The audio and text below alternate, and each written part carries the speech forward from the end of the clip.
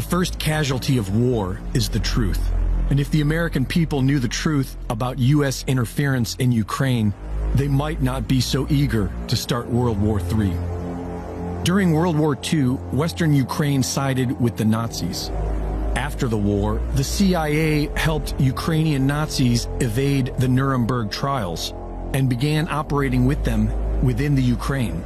After decades of CIA infiltration, the Ukrainian People's Movement emerged in 1989 and gave birth to extremist groups Svoboda, Trident, and Right Sector, neo-Nazi groups pushing for the ethnic cleansing of Ukraine, extremist groups cultivated by the CIA, supported by the U.S. State Department, and used by the IMF to bring Ukraine to heel.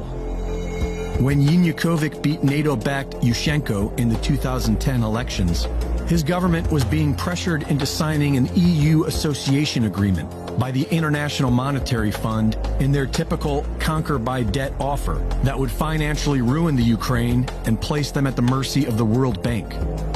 Yanukovych declined their offer. And in today's corrupt world, you're not allowed to say no to the IMF.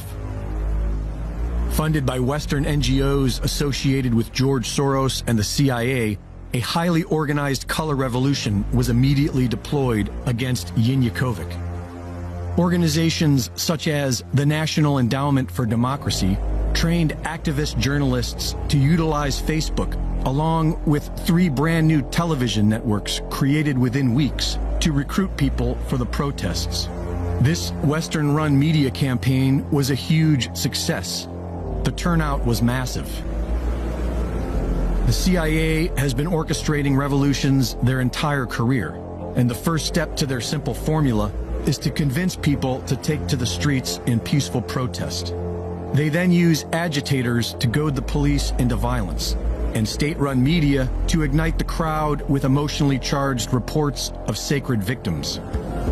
On November 30th, 2013, the Ukrainian Chief of Staff, associated closely with the U.S. State Department, ordered the streets to be cleared of protesters for the erection of the annual Christmas tree. When the police arrived, they were met by a highly aggressive and well-organized faction of Ukraine's Right Sector, who provoked the police into a violent reaction against peaceful protesters, which is all the Western intelligence media reported on.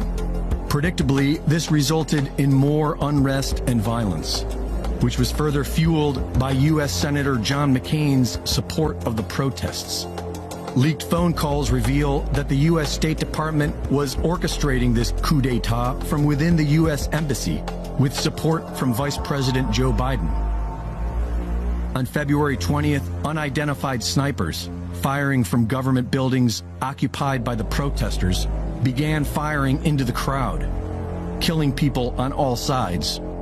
Yanukovych's home and offices were taken by armed mobs, and a new government was put into place with a neo-Nazi element that went on to accept the IMF's spurious loan offer and began murdering the Russian-speaking population of Ukraine in Donbass.